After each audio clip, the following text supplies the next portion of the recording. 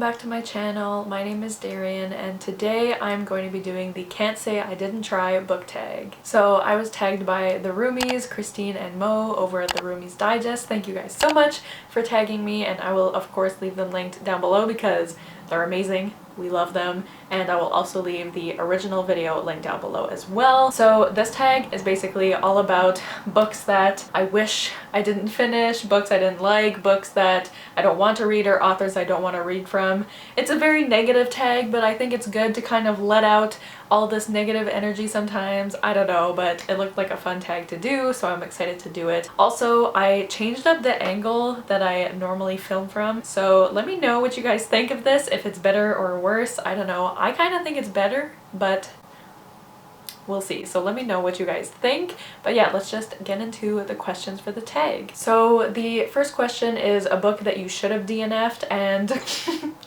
this was really easy for me. That book was Cersei by Madeleine Miller. I know a lot of people really love this book, but I struggled so much to get through this book. I read it last June, I think.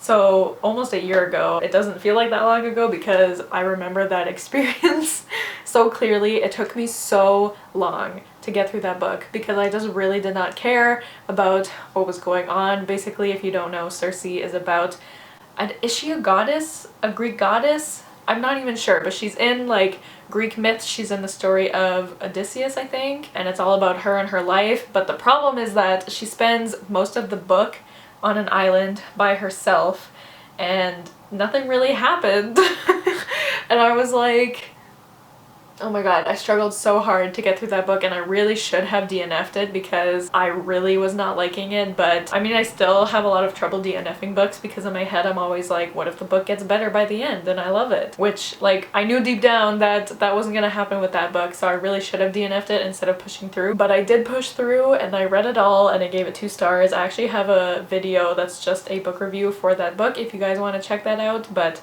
yeah, did not like that book and I really should have given up on it, honestly. Okay, so the next question is the most books you've read without finishing a series. So my answer is not that juicy or anything. I think the most I could think of was 2, and that's really with series that I am planning on finishing, like the Ember and the Ashes series. I've read 2 books. Daughter of Smoke and Bone, I've read 2 books. There are other ones, I promise. I just don't remember them at this moment. But I think usually what happens is if I really don't like a series, like I'll usually give up after the first book. Like I'll be able to tell after 1 book whether I will like the series or not. So there hasn't been many series where I was like 3 or 4 books in and then decided to give up. So I think the most is 2, unless you count the Shadowhunters books as like a big series.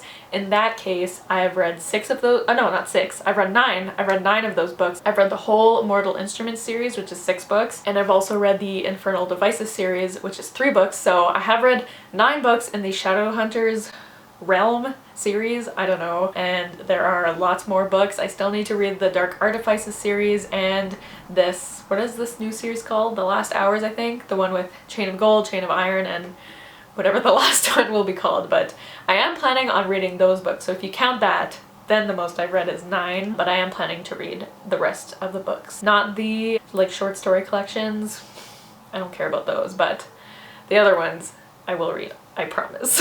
So the next question is a hyped author that you just can't get along with, and again, I feel like my answer is not very spicy because if I read a book from an author and I really don't like it, chances are I won't read another book by them unless the book sounds like really interesting and really something that I would like. So I couldn't really think of someone that like I just can't get along with, you know? So the answer I came up with is Kira Cass, who wrote the Selection series, because I read the first book, The Selection, and I really hated that book. I gave it 1 star. It was not good. I know a lot of people like that book, but it's not good. I'm sorry. I'm really sorry. So I really do not want to read anything else she's written because that book just, I really did not like it. So my answer is Kira Cass. I don't want to read any more of her books. The next question is a genre you rarely read from, and this one was easy. The answer is horror. I do not like getting scared. Like, there are some fantasy books I've read with like horror elements, like The Poppy War, and yeah. I had a hard time getting through that book. If you've read it, obviously we all know about chapter 21.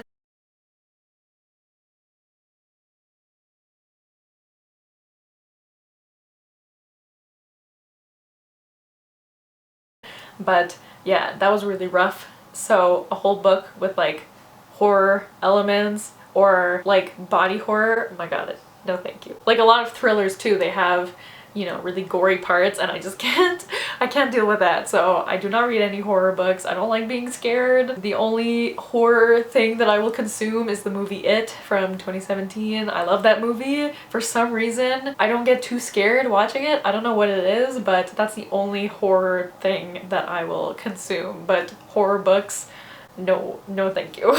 So the next question is the most elusive book, which is a book or an edition that you can't get your hands on. So my answer is the hardcover edition of Strange the Dreamer with the cover that I have that you can see right there. I like specifically the hardcover edition with the blue sprayed edges. I think that book is like impossible to find. I don't even know if they print it anymore. Like you just really can't get it. The one chance I had to get it was I'm one of Laini Taylor's patrons, and she was having a contest where she was giving away hardcover editions of Strange the Dreamer and Muse of Nightmares with the sprayed edges, and I tried my best to win, but I didn't, so that was heartbreaking. Those editions, if I could somehow get my hands on those one day, I would love that, but they're like impossible to find, so I'm not holding my breath, but one day maybe, we'll see. I would love them, but yeah, I don't think it's gonna happen, unfortunately. So the next question is a book or author that keeps getting recommended to you but you know you won't enjoy, and for that I think I have to go with JLA or Jennifer L. Armentrout.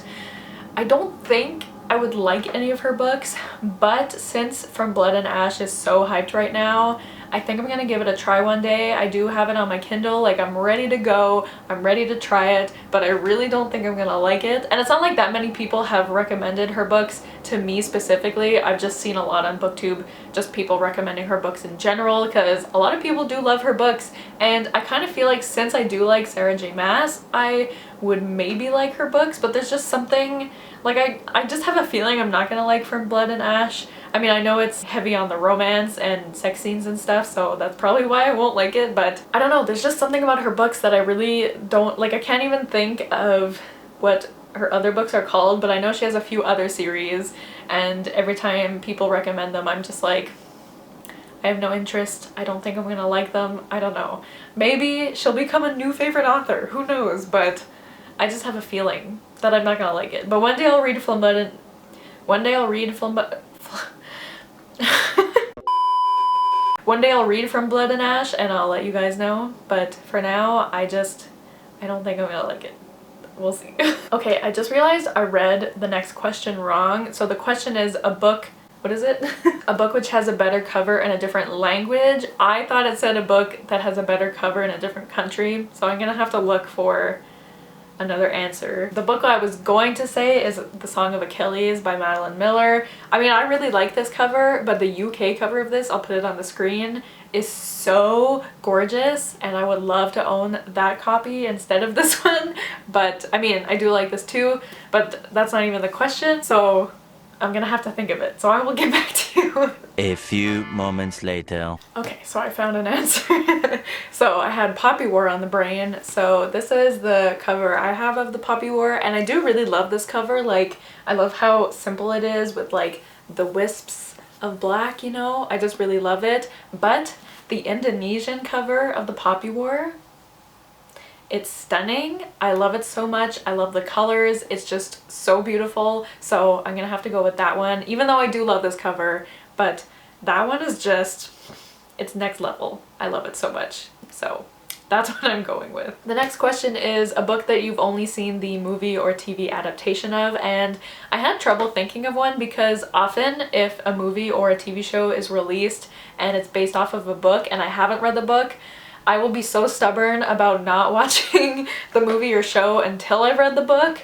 So either I haven't seen the show yet because I haven't read the book, or I have read the book and seen the show or movie or whatever. So The only one I could really think of is Before I Fall. I can't remember who the book is by, but I never read that book, but I saw the movie when it came out, and I actually really liked that movie.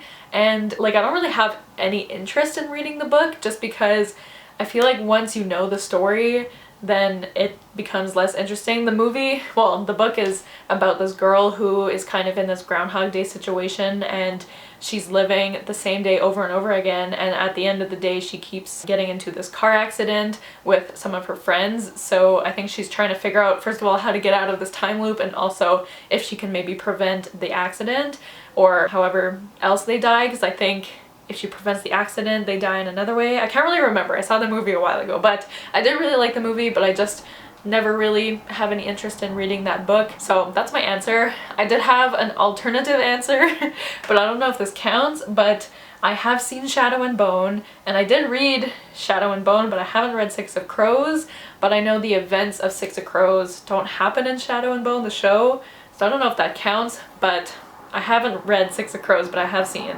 the show, and the characters are in the show. I don't know, does that count?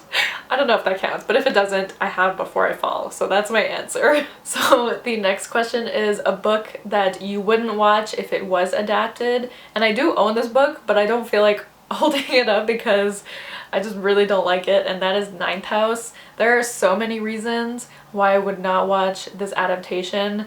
I mean, first of all, I really did not like the book. I just never got into it. I didn't really connect with any of the characters, and it just really bothered me at times, and I definitely would not watch an adaptation of that book because, I mean, first of all, I don't think I would like it, and also there are some things that happen in the book that I would not want to see visually, like specifically something involving poop. I don't need to see that. And there's also like there's trigger warnings in Ninth House for rape and sexual assault, and there's also some gore and stuff like that, and I don't want to see any of that, so I would not want to watch that if it was adapted. No, thank you. The next question is a series that shouldn't have been continued, and I don't know if this counts, but I'm gonna go with it anyways. So I chose The Hunger Games by Suzanne Collins. Technically, well, was it continued? I'm specifically thinking of A Ballad of Songbirds and Snakes because that book was not necessary. I actually did DNF that book at like 84%. I know I was so close to finishing it, but I just couldn't do it anymore. I really wasn't liking it, and I just thought it was so unnecessary. Like, I don't think that the series necessarily shouldn't be continued. Like, I think there is a lot of opportunity to write something else in that world that could be very cool. We could have a prequel with Phoenix Games, would love that. We could have something about, it doesn't even have to do with Katniss, but something that takes place after the events of Mockingjay. I would definitely read that. But a story about Snow, like when he was younger, I do not care. I don't think that should exist, so I'm gonna go with that one. I don't think it needed to be written. Yeah, I don't think it should have happened. And the last question is a trope that puts you off from picking up a book, and the trope I have to go with is mistaken identity. I really don't like books or really any type of media that has to do with that. Like, if the whole plot revolves around people thinking this person is someone that they're not, I really don't like that. Sometimes it works. I feel like I've definitely read a book or seen a movie or something like that where it does work. Like, the example I'm thinking of is Dear Evan Hansen. Like, you know, if you guys don't know, Dear Evan Hansen is a musical, and our main character is kind of pretending that he knew this kid who died and he didn't actually know him, and then the lies kind of get out of control and stuff like that. So that, I mean, I love that musical, but for the most part, if the whole plot of the book is that everyone thinks that the main character is someone that they're not, I just really don't love that, because I know that the whole, like, what's the word? Denouement? Is that the word in English also? I think it's denouement, but anyways, the whole like climax of the book, I guess, is that everyone's gonna find out that they were lying. And like, first of all, that makes the book very predictable, and also I just get a lot of secondhand embarrassment from everyone finding out that this person was lying. So like, if I know that that's what happens in a book, then I am less likely to read it because I feel like I just know what's gonna happen in the book, you know? I don't know. But that's just something that I typically don't really like in books or movies or anything like that. But if you know a book that you really love with that trope, let me know and maybe I'll try it out. But for the most part, I don't really like that trope. So that's it for the questions. Thank you again to the roomies for tagging me. I am going to tag, no pressure if you guys don't want to do it, but I'm going to tag Rachel from Let Me in the Library. I feel like this is like the millionth tag I've tagged you in, so I'm so sorry. But I'll tag Rachel, I'll tag Lisa from With Love Lisa, and I'll tag Casey from Casey Can Read. So if you guys want to do it, you are tagged. Also, if you are just watching this and you want to do this, feel free to do it. I'll tag everyone. We can all do this tag, I don't know. But yeah, those are my answers. Hopefully I didn't make any people angry, but I kind of don't really care because these are my opinions.